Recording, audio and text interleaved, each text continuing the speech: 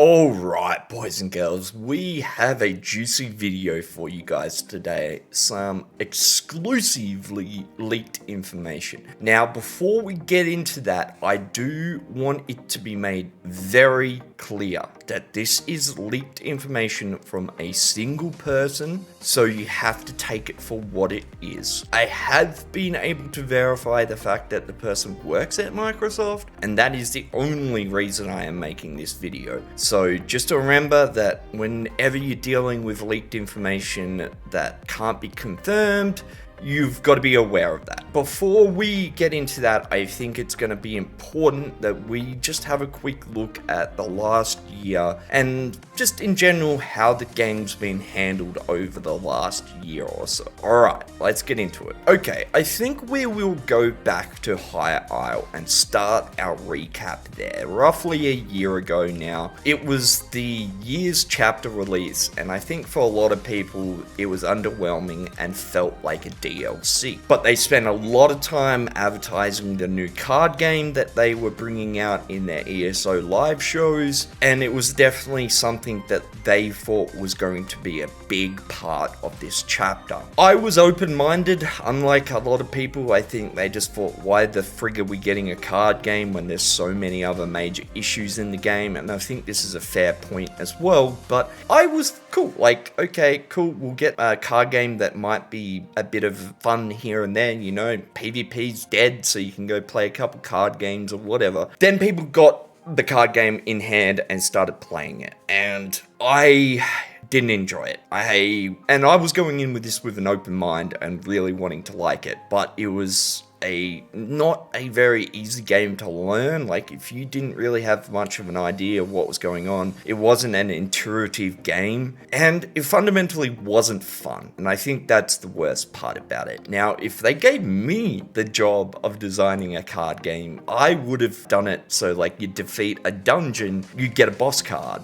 you level up a DK, you get access to DK skill cards, and loosely made the card game around the ESO combat system. I think that would have been unbelievably cool, and it would have brought life back into a lot of content, because you've got another reason to do dungeons, you've got reasons to level other classes, you could have world boss cards, you know, that it just gives more incentive to a lot of content. You could have PvP cards. Like, the possibilities are kind of endless with how they could implement the card game into the other content of the game. So with the card game being a bit of a flop, and I think ZeniMax as a whole realizing this chapter wasn't going to be the best chapter, they gave us some really broken gear, because that's one way of guaranteeing to sell chapters and sell the patch. Like, if people think they are missing out on a competitive edge, or they know they need this just to compete, because in PvP, it was very much that way. If you wasn't running OakenSoul, you were at a disadvantage in a lot of scenarios. In PvE, it was a little bit different, because 2-bar builds were still outperforming 1-bar builds with a skilled player, but for the average player, they could get a lot of damage with OakenSoul with the skill level being very, very low. And this gave, I think, a lot of insight into the direction that ZeniMax wanted to take this game, and they continue to reinforce this path. Lost Deaths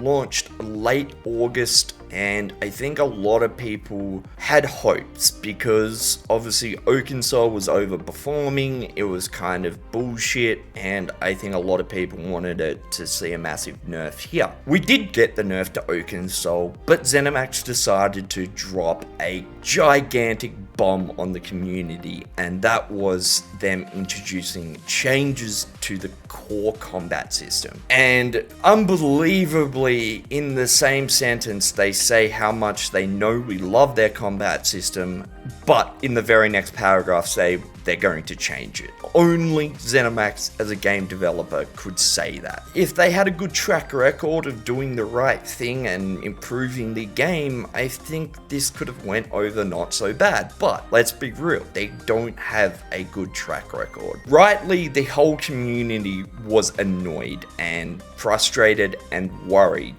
ZeniMax didn't listen. They pushed back a little bit and gave the community a few little changes here and there, but fundamentally it went live. I think it should be a massive red flag when the PvP community and the PvE community stand together and express their worry and their frustrations. Like, you should take that extremely on board, because let's be real, the two communities don't agree on much at all. Also, they set out to, the whole reason they were doing this was once again to make the game more casual friendly and make it a lot easier for new players. So there's a trend here, as you can see. But the problem was it didn't even achieve this. So the goal they set out to achieve, while pissing off the whole community, they failed at. It's just a massive L for Zos here with lost deaths. With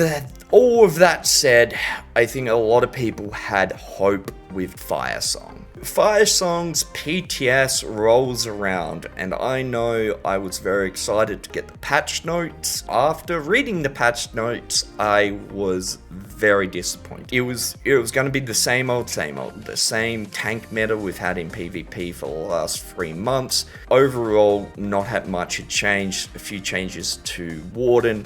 Believe it or not, we actually didn't get any OP broken sets that honestly I would have taken anything at this point to mix PvP up and make the game exciting again, because at this point myself and a lot of other people are just, it's not a bad patch, it's just a boring patch, and that continues to happen. It's just very boring. I think this once again shows the massive problem and disconnect that Zos has with their player base. Because I think all they are hearing is, we're so sick of changes, so they're like, okay, we won't do any changes. We'll just keep everything pretty much the same and we'll launch Firesong. Everyone should be happy. That's not what the community wants, and that's not what the community means in a lot of scenarios. It's not that we're sick of changes, we're sick of bad changes and ones that don't need to happen. No one ever has sat there, read patch notes and gone, oh my god, they are making the game better. Why? Why are they making my game better? I'm so sick of this. I'm so sick of them making my game better. No one fucking says that. So it's not the fact that we're sick of changes, we're sick of bad and just over the top extreme changes that makes one build extremely broken one patch and useless the next. Changes to the combat system that no one asked for. These are the things that we're sick of. And I really wish ZeniMax would understand that. Here we are to the present day pretty much, and this brings us to the leaked information. Once again, I want you guys to just be aware of this information and the fact that it has been leaked by a single person. Now, there is a few corroborating things. I guess there's been quite a few messages and comments from other people saying there's some big changes coming to Zos next year. Someone saying that Rich is leaving in 3 months, which also lines up to this leaked information. So there is a little bit of supporting information that may lead this to be true. And the fact that I could verify that this person actually worked at Microsoft. They informed me come February/early next year, there will be a quite substantial shift in staff at Zos. Basically, a lot of people will be moving on or will be fired. He didn't clarify that. He just told me that there will be quite a few people moving on from Zos. So I don't know how to take that. So yeah, we'll just say that they're leaving Zos for this point. And for me, it makes too much sense, because whether you acknowledge it to yourself or not, when you know you're leaving a job place, most people aren't going to put their 100% in, because you're leaving. Like, this isn't going to be your job soon. Now, I don't know if this is actually kind of what's been happening, but it honestly feels like the care factor at Zos has dropped over the last year. I know it's pretty impressive because of the shit show that it has been over the years, but this year definitely feels like they They don't care. Now, that's my speculation, and that's just my personal opinion. The conversation I had with this person, I did press him for more information, so I asked if he could give me names of people that were leaving. He didn't want to do that. Also, I asked that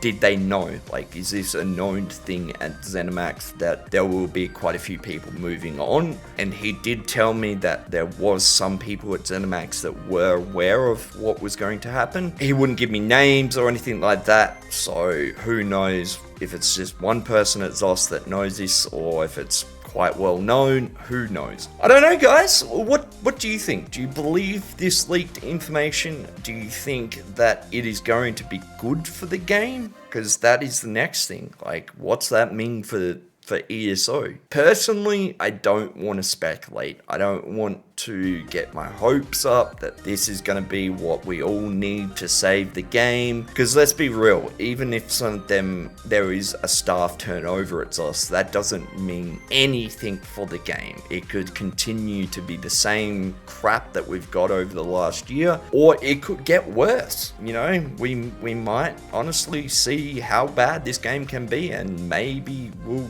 apologize to people like Rich. Who knows? Who knows? But as always, boys and girls, I do love yous, and I'll catch yous in the next one. Peace.